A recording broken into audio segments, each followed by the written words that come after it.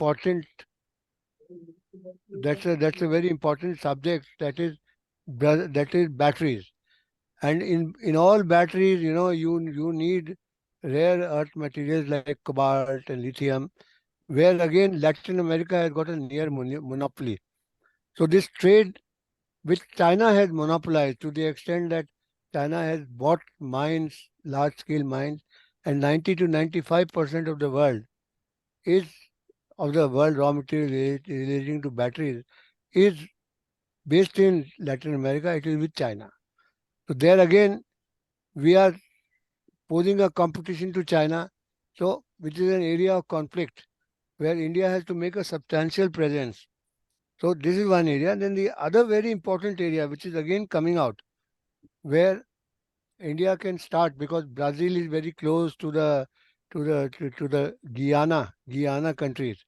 That means all the four countries there: French Guyana, French Guiana, Portuguese Guiana, British Guiana, Dutch Guiana, which is now renamed Suriname. So with all these countries, and of course Venezuela and Colombia at the top. Now these countries are, at least Venezuela and Colombia, they are very unstable. But they have got huge reservoirs of oil. Now that oil and Indian population is also quite significant in these countries.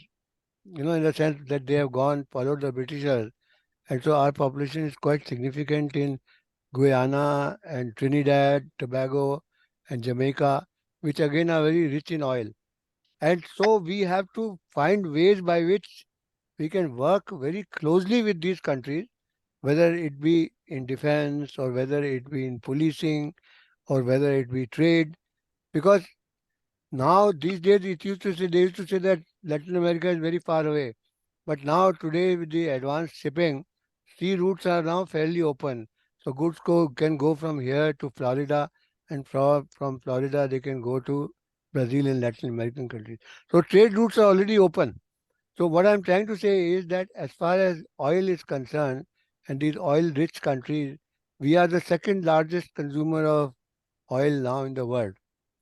And so we have to find ways by which you can pipe oil and energy resources to India and use their oil, and at very competitive terms we can do deals with them.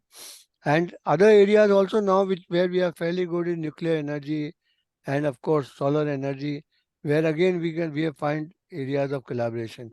So in my opening remark, which have become very long, is that I would like to point out the areas of conflict as well as areas of cooperation.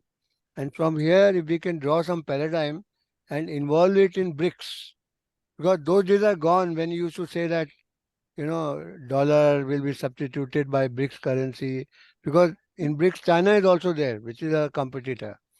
So we have to find within BRICS forum, we have to find areas of cooperation, which is what the meeting in G20 in Delhi pointed out, that we have to find areas of third world cooperation. So with these thoughts, I would like to return the floor to you. Thank you very much for giving me the chance to come here and be with you. Thank you. Thanks, Arunji. That was a very insightful opening remarks. I believe you've set the entire context from trade routes, supply chain, and cooperation. And I believe the G20 presidency also, just in sustainable world, this is the phrase that Brazil has put forward. And they are touching on all topics that you've actually mentioned. I will now go back to Rajkumar Sharma ji to give his remarks on this, because this has been quite a mouthful here. Thank you, Amanji. Let's have the experts come in. Yeah. Sir, Arunji has actually given the broad overview, Rajkumarji. So, what are your immediate remarks on that?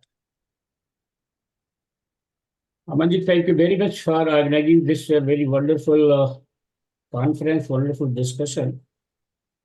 All the previous eminent speakers really briefed in detail about the Brazil. Mr. Arun, who just before me, he briefed. Let us see India-Brazil relation in for social, cultural, economic, trade relation, and government-to-government relation.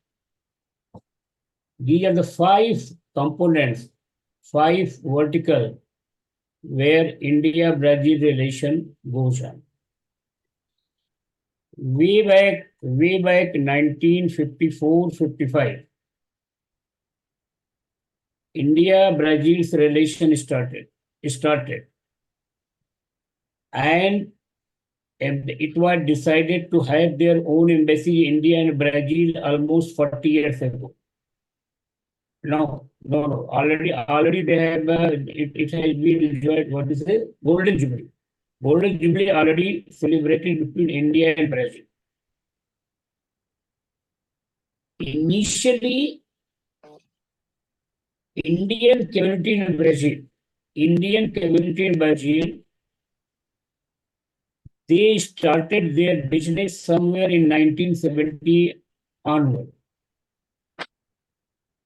Product started, so far my knowledge good, from textile, garments.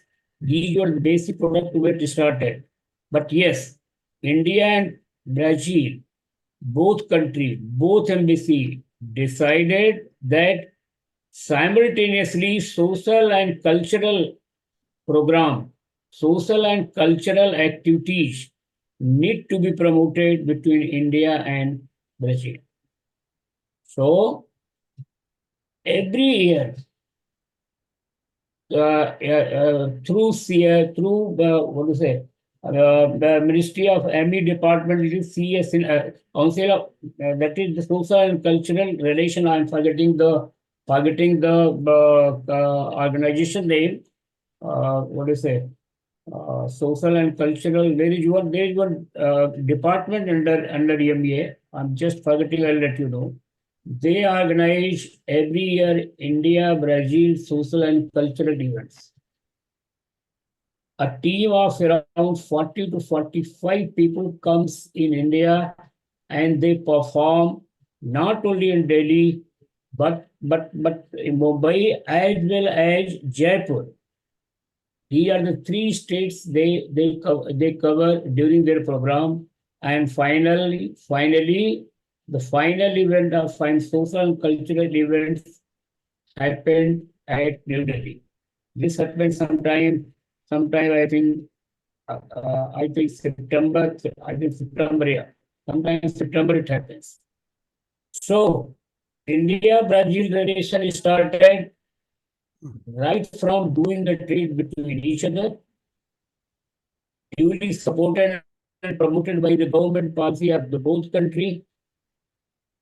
Brazil and India were very friendly about the trade development, and with my experience since last 40 years, I can say India and Brazil is doing a great deal of business in every aspect. Let's say textile and garments, handicrafts, engineering goods, auto products, later on the pharma, and now ITs. The ITs. India also imports like ethanol. Ethanol concept came to India sometime 20 years before. First event was held at Pragati Maidan, and it was decided that India should consider mixing of ethanol to the petrol, so that it becomes a clear energy, green energy. And you all be aware that recently our Honorable Minister for Road Transport, Nitin Gadkari ji, declared that India has already succeeded to mix the methanol by 20% plus. And they are working in this regard to make it 30%, maybe in 4 or 5 years' time. So thanks goes to Brazil, who has taken the lead to support the Indian industry's automobile sector, to save our fuel, to save the cost toward fuel, and ethanol is one of the major product which is used by the government. As previous gentleman Mr. said, agriculture, Ekunja 45 sugar, that is highly required everywhere in the world. And Ekunja 45 in the raw form as well as the purified form, it is being supplied by the Brazil country only. By the Brazil country only. And they have an abundant quantity of the Ekunja 45. They supply not only India, they supply to China, they supply to the UAE country, Dubai. This is one of the things. India also imports from that country crude oil, ethanol related, some electronics related matter. India purchase or do import from Brazil. Cultural relations also started by promoting the sports activity between India and Brazil. As you all aware, Brazil is one of the finest football player, one of the finest. And of course, being their large size everywhere. Initially, India and Brazil and Latin America were doing the trade. Initially. Later on, it started with Chile. Slowly, Argentina. Of course, Mexico. Then it started the Central America, like Panama, Costa Rica, Belize, Guatemala, El Salvador, Honduras. So, in this prospect, as you know, previous speaker said that Brazil is one of the member of the BRICS, and BRICS has become an important and very renowned platform to the world. And present President, Mr. Lula, he is most favorable person for Indian government and Indian product. There was one survey almost 8-9 months where I was going on. After the COVID, most of the Latin American countries, they realize that they cannot depend on China. Because you all know, China says something, does something. So, slowly, they started to tend towards the Indian product. As a Chamber of Commerce, I'm very confident to say that all sort of Indian goods followed by social and cultural activities is being liked by the Latin American countries. We have our own office in Brazil, Mexico, Chile, Peru, Costa Rica, and Panama. And every other day, we know what is happening. India, Brazil. This relation is bound to grow because of the long relation, not only trade, as social and cultural, and of course, politically. Brazil was the first country in Latin America who supported India's seat in the Security Council first time almost 20 years before. So this is the importance of Brazil. Brazil is very large in size as well as their abundant food resources. Our chamber is here to promote the trade and commerce between India and Brazil, and that in turn rest of the Latin America. We all the eminent speakers, we hereby assure you that we should consider a delegation lead to Brazil before G20. I believe that G20 should be in September, not November. It is coming, but it is being told September. So, even Brazil embassy in India, I met their ambassador at 5-6 times. Every time he speaks about the trade relation, commerce relation, and cultural relations. So all these things, India, Brazil has a lot of potentials to grow and grow. And Mr. Aman, we assure you to be a part of this program, and we will try to take it up to a very high, very top level, so that we should be able to generate some good result in the field of trade and commerce, social and cultural activities, and whatever it is. With these few words, I hereby give rest to my statement, and thank you very much for all the eminence, particularly Mr. Aman, that you given me the opportunity to speak about the Brazil shipping. I forget it. Shipping and forwarding was and is more and more strong area. Brazil's various there are 5 airport and seaport in Brazil. And India has very good connectivity for the transportation. And yes, we support the country in this regard. So these are the various aspects of the Brazil. Thank you very much, Amanji, for giving this opportunity to speak. Thank you very much, gentlemen. Now over to Mr. Aman. Thank you, Rajkumarji. I invite my colleague Abhijit to give his remarks and then hand over the mic to his next colleague. You're muted, Abhijit.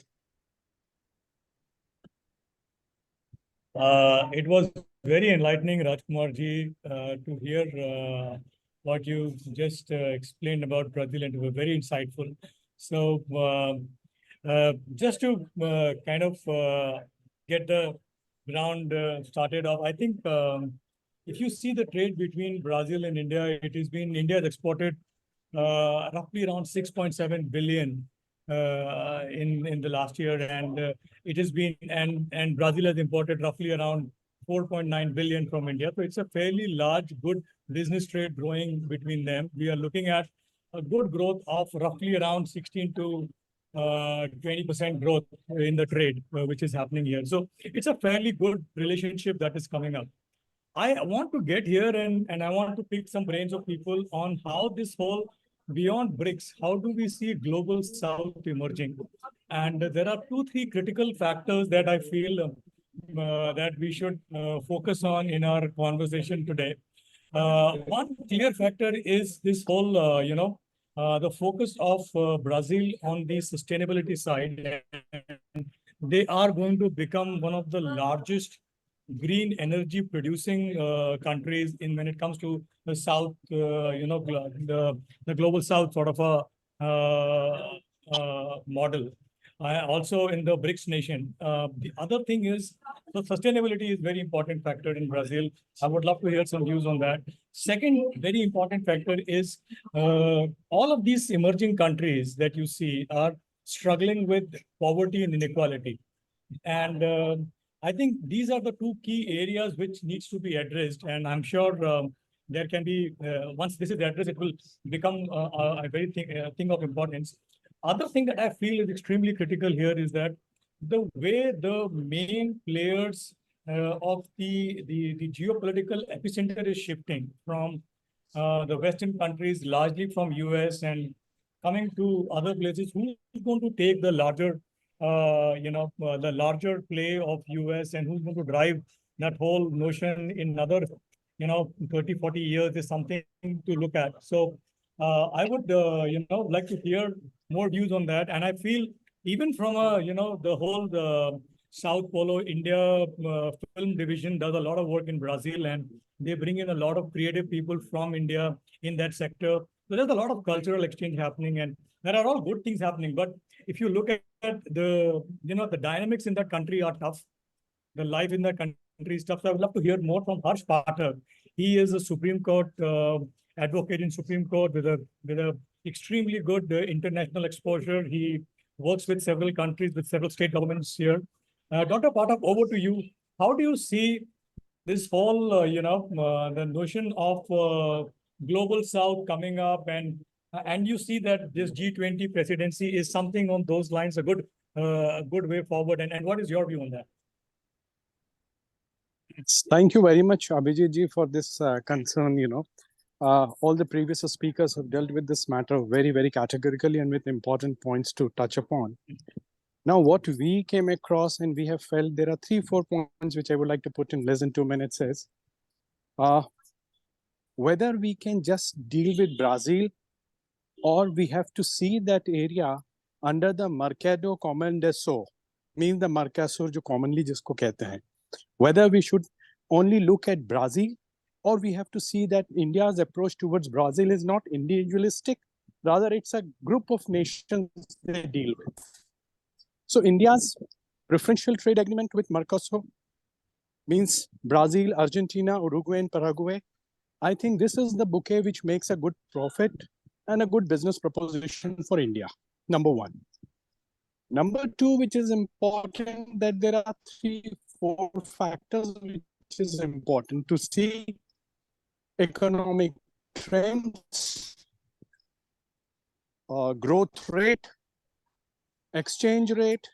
7 years, the entire region is growing as a Mercosur trade area, where Brazil, Argentina, Paraguay, Uruguay are all dealt 4 together. If you're dealing with these 4 together, then there is a very good chances of, the distant trade and a profitable trade, which is an advantage to government of India as well. So what is my point where I would like to bring it to? Indian economy is going around 7.8%. Brazil and Argentina is around less than 2 at the moment. Uruguay and Paraguay are struggling. Problem in Uruguay and Paraguay impact upon the economic and other business activities of Argentina and Brazil. So these are the few areas which we have to deal with. We just cannot deal with Brazil standalone. We have to deal with the Mercosur where our trade policy is aimed at. So the difference in growth rate, distance, out of these 4, only keeping the deal on the table, jo kehte hain ki only Brazil and Argentina is doing, and Paraguay and Uruguay is bringing them back. So this internal conflict is also not what a growing economy like India is going to take at the moment. So this is the challenge which I can see, whether we deal with this individually, only Brazil, India, bilateral trade, or we can see it under the preferential trade agreement with the Mercosur countries. So my opinion is that our perspective may be more suggestive if we also look upon this particular aspect to deal with 4 countries together, rather than just keeping Brazil, considering their growth and some constraint which they have in last 2 years. That's a point which I think will be up next way forward. Right.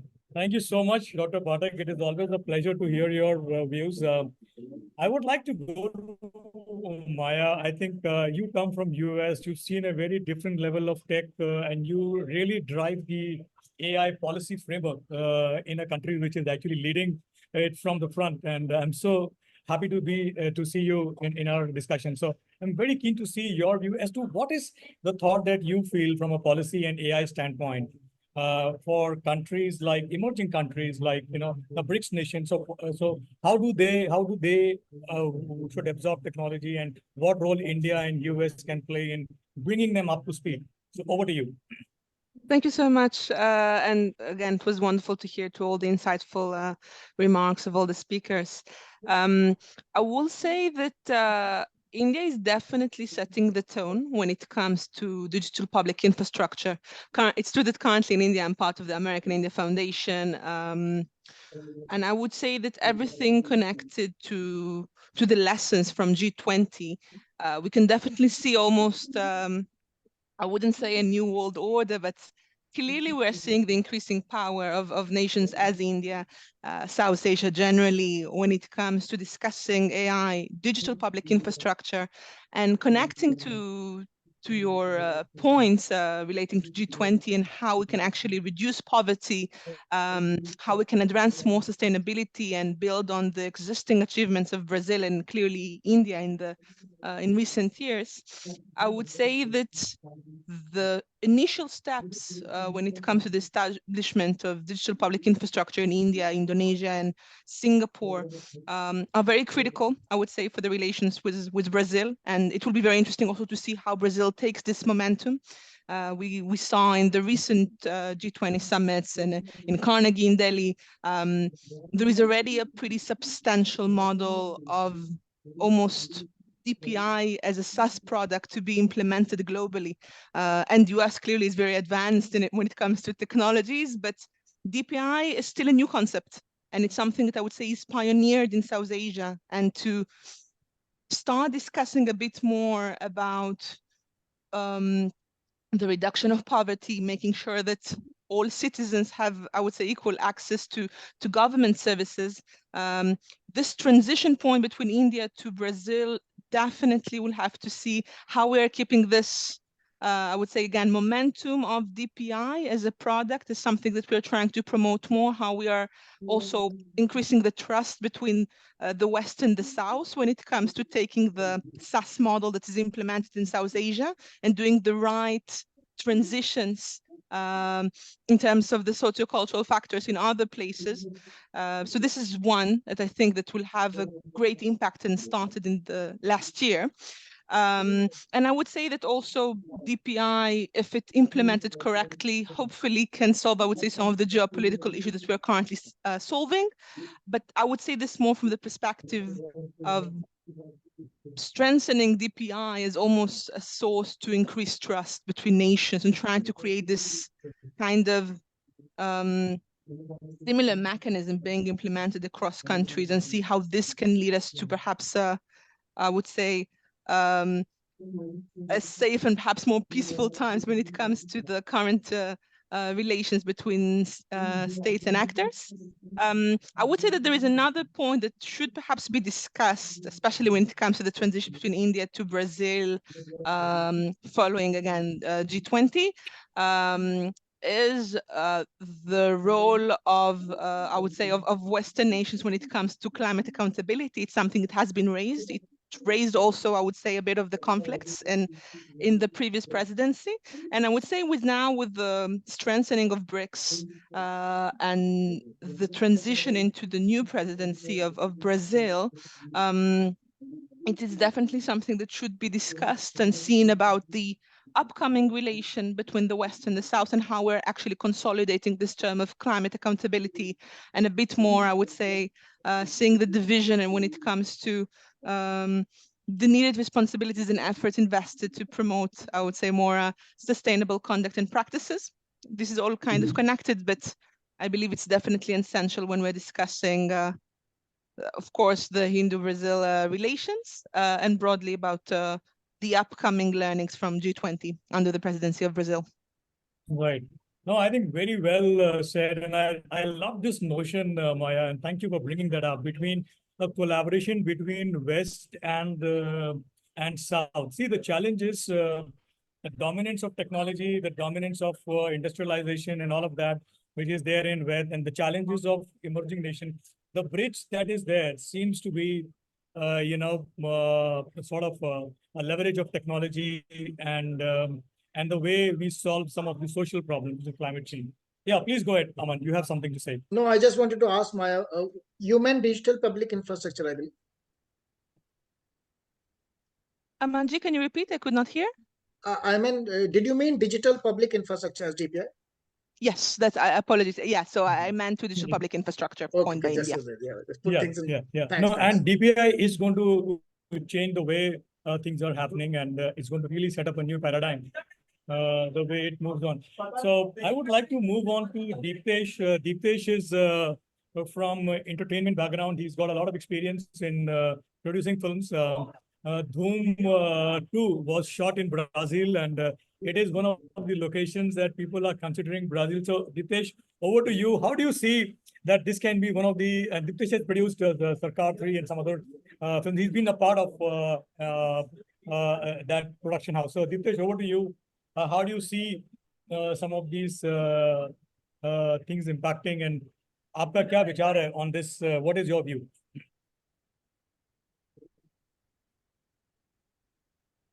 Deepesh, you there? I think you're on mute.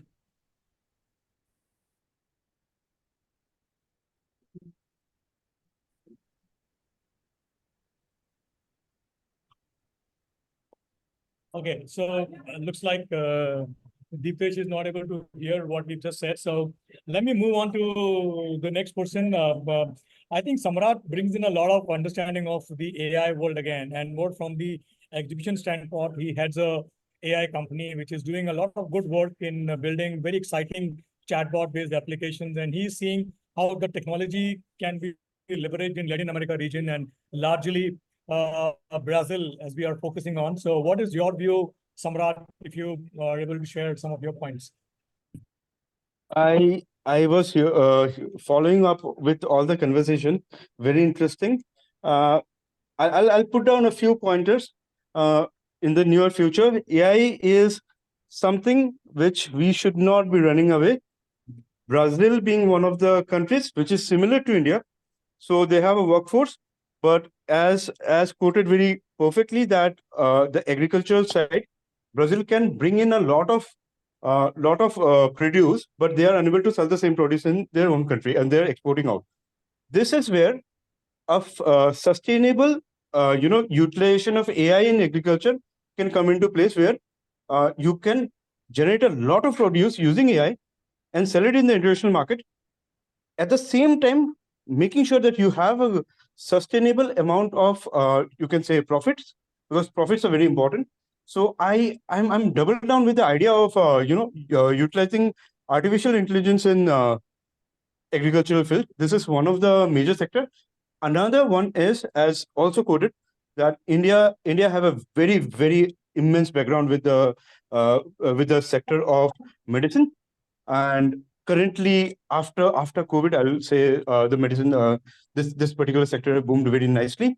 This should be utilized very nicely, and at the same time, same thing, applying artificial intelligence, taking this to this another country, which is Brazil, and these are the two sectors where we should be trying to implement these two things. One last thing, very important. I feel like Mr. Aman might align with me on this. So most important is, how do we also think about the blockchain technology in this sector? Because I am a master's guy, and I see at the same time I've done an MBA. So I always see everything with a cost, and what is lost or what is to be gained. I see that if Dubai can do, everyone can do. We should bring in some policies. We should look into some policies. We should break down some policies where we bring countries. We say that, okay, XYZ, definitely you guys know better how to do this, but XYZ, we are going to allow you this, but use INR for the entire transaction, or use solar for the entire mining and everything operation, and we bring in the entire solar community out here from across the world. We bring entire this crypto community and everything out here across the world, and we say that you will follow our rules, you will follow our currency. This is very vague, what I'm saying, but this also a very important part what we are missing out. I feel like when I'm talking to my community, crypto community, they are always saying that, yeah, okay, I'll put this like this, that next time jo bhi crypto ko aage leke jayega, or next time whoever will bring up crypto or do something with the crypto, we will be voting them. That particular political power. This has also been said across the community, and this is I'll not say this is a small community. This is a big community with learned people out there. So these are my few points what I've taken from this amazing conversations. So yes, thanks Abhijit for. Thank you. Thank you so much, Samrat. It was nice hearing from you. And I think I want to move to a very quickly discussion. Tanya and her team actually runs very exciting NRI awards, and they have done it in Dubai. They are planning to do it in London, and they also they might explore doing it in, the Latin American region or the Brazil kind of a country. So Tanya brings in a lot of good experience from media and writing and creating exciting, entertaining content. So over to you, Tanya, if you want to share your views. Sure. Thanks, Abhijit, for including me in this conversation. What I have to share is I have actually briefly tried and understood what you guys are talking about in terms of India-Brazil relations. And I think, coming from the media background and coming from this background where we can generate something called as NRI Achievers Awards, which is non-resident Indians. So my aim and, my and the person who is involved with creating the Achievers Awards is to highlight India's efforts or India's employees in international countries. So considering Brazil being a part of this, we can include something like highlighting India's efforts in that country. So if it's a non-resident Indian, so we also bring in a lot of entertainment aspects. I am right now involved with a Bollywood persona, like Bollywood director, who is having interconnections with all the celebrities who can possibly go ahead and given a just an entry, so that will just build up relations between India and Brazil is what I feel, because India has to come in the limelight when it comes to the kind of technology that they have, the kind of inputs, the kind of talent that India has already, which is not even prevalent. I mean, nobody can see it unless and until we bring it out to the limelight. So I feel entertainment industry is also one of the aspects that we can bring into the limelight, and one of the ways to reaching out is also recognizing the talents who are already internationally settled, like an NRI Achievers Award. So we have conducted successfully NRI Achievers Awards in Mumbai and Dubai, but we are actually wanting to expand in other parts also, starting with London, and then also moving to different other regions, probably in the US or Brazil, like we are talking about here. So I think this will be a very good opportunity for India to come in the limelight and, for people to recognize what India can bring to the table globally. So thanks, Abhijit. So this is something that I had to share, and I'm really enjoying the conversation here. So yeah, carry on with it. Thank you. Yeah. Thanks, Tanya. It was very exciting to hear. So I think it's a exciting time, and I would like to hear. I'm not sure if Deepsesh, are you around? And if you, no, I think He's not here. Aman, Abhijit, I'll come in. I'll come over in. to you. Yeah. I'll come in. So Abhijit, Please, I please. actually want to just share a thought, and then Yeah. we can have everyone's opinion on this. Yeah. Samrat has touched upon something. Yes, it does align with me, Samrat, and thanks for bringing it up. Technology is a great leveler. It's a bridge, and you put it very differently. It's the first time actually we've done a couple of crypto launches, and every time I've been on the side, I've taken the gray area. I've been on the side of the government more that crypto cannot be trusted and it's not the right time to usher in. And everyone is speaking. The companies, especially, are speaking more on their behalf. They're not understanding what the nuances of Indian policy and Indian financial system is. But having said that, it's an idea whose time has come. Blockchain is here to stay. Blockchain is a foundation technology, and crypto is built over it. So what Samrat alluded to is what I'm stretching it further, Abhijit. He said that you use it as a currency to speak to other nationalities. So technology is a currency that we're speaking. Second point is that you can also include sustainability. Now, what I'm alluding, Abhijit, is that Tanya just brought out something that we can leverage our diaspora, we can leverage our NRI brethren, we can leverage the community which is scattered all over, especially. What we are now discussing, I'd like to put some tangible opinion on that. So we have Rajkumar Sharma ji, who's the president of Indo-Latin American Chamber of Commerce, Rajkumar ji. So if we have access to the diaspora across Latin America, we have the wherewithal, we have the expertise, we have the circle of mentors and experts around us who can assist in cultural exchanges. We can have a diaspora awards, Tanya, for want of a better name, spread across Latin America, which we can then take it to the next level, amplify it, make it aspirational, make it a thing to reckon with. We can use technology as a currency to bring the both states, countries together. We can give them the awareness, the courses, the capacity building. And as Maya said, AI can be a bridge again So DPI, that's digital public infrastructure, which was non-existent in some years earlier in India, but now it has evolved significantly. So we don't know what the stage is. I would like to know better from all of us. What is the current state of technology evolution? What's the data price? How many persons or how many fingers have how many hands have mobiles in Brazil vis-a-vis India? Are we on the same track? So that can be also currencies, Abhijit. If you can now, we can utilize this. So what comes to my mind, being from this interaction community, is Rajkumarji, Portuguese, I believe, is the language which is spoken the maximum in Brazil. So hello in Portuguese means Ola, and we are Bharat. So let's start a Ola Bharat campaign. And that's just an idea that came forward, and we can have everyone speaking on this, and then Rajkumarji will lead it. I see Namrata smiling first, so she can go first. You know, Namrata. No, I'm really enjoying this conversation. Very different flavors are coming from all the kind of experienced people who are herein. But yeah, I was just jotting down a few things from my notes as well. So definitely AI is an enabler, and the way cotton, textiles, and automobile that we have, that has already been kind of spoken, and already proven models for exports can be considered.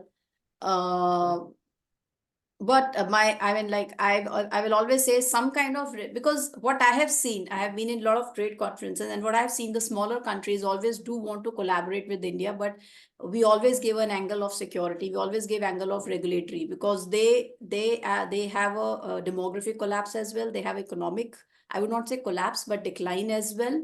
And we are in that, emerging state where we are making a lot of global prominence as well. And we are, we do have our own challenges as well. So where and how much to collaborate is somewhat we must always consider. Whenever we have been doing trade with smaller countries, we have a challenge of illicit activities taking into place. Drug trafficking, as Amanji, you have said, is something a little which should be just kept into mind. We have spoken about crypto, we have spoken about all the kind of things, and I do have my own apprehensions till now, Amanji, for crypto trade and everything, because of all the kind of research work that I have done. It is something which where I've just gone into understanding that how this trade takes place, how do three parties and vendor parties and all these kind of things take place, and why it is now an interface to facilitate any kind of illicit activity. So that is a kind of fair or rough understanding I have in this. So keeping my conversation brief and giving this forum to all the other speakers, I will just say that definitely AI is somewhere we must leverage upon. We do have our expertise in this. Second, the reformation, the governance aspect should not be, kind of ruled out. It is very, very important. And the illicit trade activities with smaller countries do takes place because of small little economic interest. I will not say small, little, but yeah, economic interests. I'll take a pause. Amanji, I'm sorry to intervene. I should be speaking less, but I want to still, Namrata has got me, she's kind of really got me to speak something very relevant. And Namrata and Amanji, technology and tech dominance is not the only reason why you are bridging the inequality. It is also the very big reason of creating inequality, right? Between any two countries, one of the very big reasons. And that is why, as a think tank, as a organization that is really about inclusiveness, that is really about equity, and that is really about getting everybody to come up, it is our need, requirement, and really something that I would like Mr. Rajkumar to think about, is to really bring all these emerging nations at least up on the technology side. I think emerging nations should not be doing emerging technologies. They should be doing disruptive, groundbreaking, really outstanding technology, which is happening here. We just need another, we need a platform like ours to take it up. So I would give it back to Aman after this, but I'm so good to hear these exciting points. Thank you. Samrat, Abhijit, Aman, and Namrata. Abhijit, I actually wanted you to, underline Ola Bharat and then take it forward so everyone can have one piece of the pie. Maya can lead the tech, Ola Namrata Bharat. can lead the governance, and policy can be taken by Dipti sir and Abhishek, and Samrat can help in, and you and also. Why don't you just put it across in your words and get this thing up and running? No, I think it's a brilliant idea, and Ola AI, Ola Bharat, and the Ola Global South is the new sound, is the new story, and Brazil is just a notional name. It is the entire region, like Dr. Pathak highlighted. So I think it's an amazing thing, and we've got very exciting people who can help us in taking this information to the government. And we've got some people from entertainment as well. We've got, Deeptesh Tanya, who can keep us entertained as well while we are doing some difficult legwork. So all good. All good. So I think Mr. Rajkumar Sharma ji should have the last word, and he should share his experience, inputs on what you've just heard about.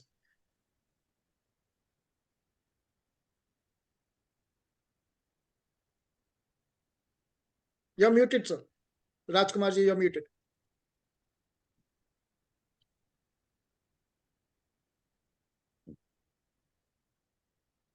Mr. Ahmed, I am audible now? Am I Yes, audible? loud and clear. Loud and clear. Okay. Mr. Ahmed and rest of the eminent speakers, whatever they said, you have expressed your idea, you thought, in respect to the Brazil very well. Gentleman who presented Mercosur. In fact, I don't know how it missed from my mind. Mercosur is very important treaty between India, between Brazil, Argentina, Uruguay, and Paraguay. But Mercosur, of course, that is these four regions country treatment. We are talking Brazil in respect of India. So let's focus India and Brazil, it's my opinion. We should focus India and Brazil. India and Brazil, it will give us a kind of exposure in this field, in this regard, and we will definitely succeed. Chamber is doing all sort of activity, all sort of vertical side. Madam said about the Bollywood, Hollywood pictures and all that. Some sort of movies I do. It was picturized in Brazil. So, in our opinion, as Chamber's opinion, let's focus India-Brazil relation and try to boost it. The idea given by you, Ola Bharat, it would be one of the unique idea. Let me consider again this thing, how it can be better in more word thing. Let me talk to my team also. But Ola Bharat, you have given very right suggestion. If we can improve it some way, we will definitely come back to you. And gentlemen, with due regard to all of you, I have my appointment with Dr. Said 6:30. That I will have to go at least 1.5 hours to reach the doctor's So place we are in my area. concluding, sir. Abhijit, you can conclude. Yeah. तो हम आप लोगों से माफी चाहेंगे अगर इस session चलता है तो चलने दीजिए, बट हमें तो आप इजाजत दो क्योंकि डॉक्टर के साथ बड़ी मुश्किल से अपॉइंटमेंट मिला है. So my request is please allow me to go, or if you are concluding 5 minutes, I'm here. Yes, yeah, we're concluding, and I was only suggesting Deepti Abhijit Vilas ji can to conclude. Yeah, No, Abhijit. Deepti Yeah, Vilas please go ahead. Please. No, Deepti Vilas sir, can you conclude for me? I am asking for your little support. Thank you. I just want to say one thing. We've got what we wanted. ILAC has committed for Ola Bharat, so I'm very happy. I am with you.